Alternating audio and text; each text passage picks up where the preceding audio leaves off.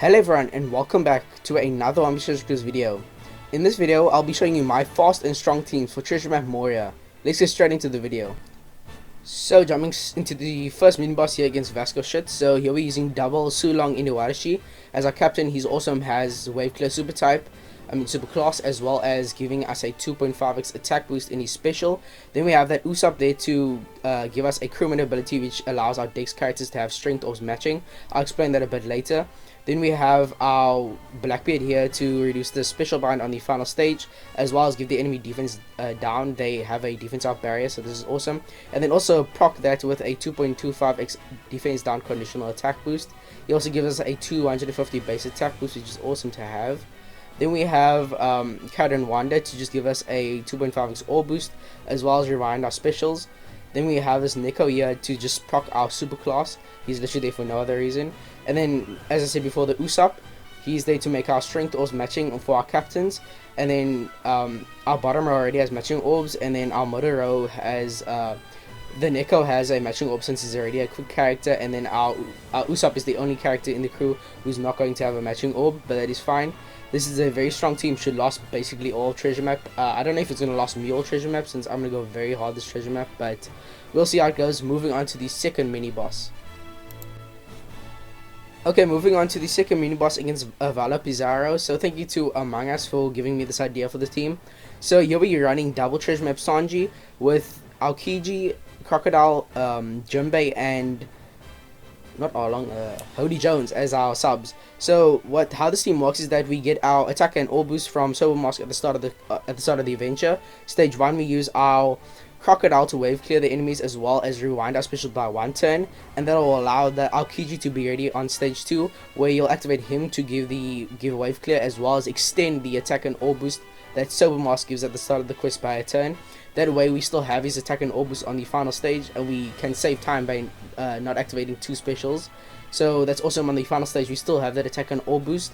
Then we can use our Junbei to give us a full board of matching orbs, as well as reduce the enemy's damage reduction. Then Hody Jones will reduce the bind that is inflicted upon our captains, as well as give us a color affinity boost. Then we can also use our Sober Mask's super type to improve that attack and ore boost to 2.25x. Now this team is very lackluster in damage. I'd say it only will last for like the first 150 navs or something like that. I probably will change it up a bit later, but as for now, this is a very fast team. It only requires you to activate 2 specials on the final stage, so it's a very good team. But let's move on to the next mini boss. Moving on to the next mini boss against Katarina Devon. Here we are running double Moria. He's such a good character. We can use him to his super type to wave clear stages 1 and 2, as well as rewind our specials by 2 turns. Then on the final stage, the enemy has resilience, damage reduction, defense up, and he inflicts us with block orbs and a paralysis. So we're using Katakuri to get rid of the paralysis and the enemy's defense up, as well as rewinding our specials by a turn, which is very important. That allows our Moria and Whitebeard to be ready. Then we can use Reiju. She's such an MVP for this fight. She reduces the enemy's defense damage reduction, as well as giving the enemy poison, which gets around the resilience. And then she also procs that poison with a 2x conditional attack boost, and she also gives us matching orbs. She changes the block orbs into matching. So those two, Katakuri and Reiju, get around everything, so that's awesome. Then Whitebeard's going to give us an attack boost, as well as a 1000 base attack boost. And then you can use Vista for color affinity. If you don't want to waste time and activate Vista, then you can just use the Tal Nami support to give out your in characters a 1.3x color affinity boost. So overall, a very strong team, should last the entirety of treasure map. 2.5x ore boost, 2.5x attack boost, a 2 times color affinity, a 2 times conditional boost, and a 1000 base attack boost. So a very strong team. And let's move on to the final mini boss team. Okay, moving into the final mini boss against Shiryu. Now this is the most interesting, and as you can see, there's a lot of supports. There's so many things happening here. So on the final stage we get 8 tons of paralysis, as well as 5 tons of special bind. So we're using Robin to get rid of the special bind, and then we have the Mr. 1 and Miss Doublefinger support to get rid of 4 tons of the paralysis, as well as give us a chain boost. Then we're going to use our Kawamatsu. He's not there for himself, he's just there for the support of Kiku Izu, who's going to reduce the paralysis by another 2 turns. Then we have our Frankie and Chopper to give us an attack and all boost, as well as the support that's going to reduce the last 2 turns of paralysis. Then we have our Shirahoshi there. She's just there for her crewmate ability, which will give us rainbow orbs at the start of the quest. So we already have our orb manipulation sorted out already at the start. And then we get our wave clear stages 1 and 2 with our Kaido Crew support switch effect and special. So we're going to use one of our Kaido Crew's swaps and specials to wave clear stages 1 and 2. And then that's pretty much it. You literally only need to activate like 2 specials on the final stage. It's very fast, it looks complicated and trash, but the bottom row units are going to do a lot of damage. The middle row shouldn't do much damage, and unfortunately Kaido Crew doesn't get the all boost from the Frankie and Chopper, but that's pretty much it for this team. Very strong, it should last like 200 nav levels, and when it doesn't do enough damage, I'll rather use Kiko Izu instead of Kawamatsu with the Arena Kawamatsu support to reduce the last 2 turns of paralysis, as well as give us a chain lock. But that'll require me to activate another special on the final stage, which is a bit annoying, so I'll just use this until then. But let's move on to the final boss team. So moving on to the final boss here, we are using a hybrid of 6+ Akainu and the new treasure map Blackbeard Legend. So on stage 2 we get paralysis, bind and block orbs. So we're using pudding to get rid of the bind, as well as give us an attack up.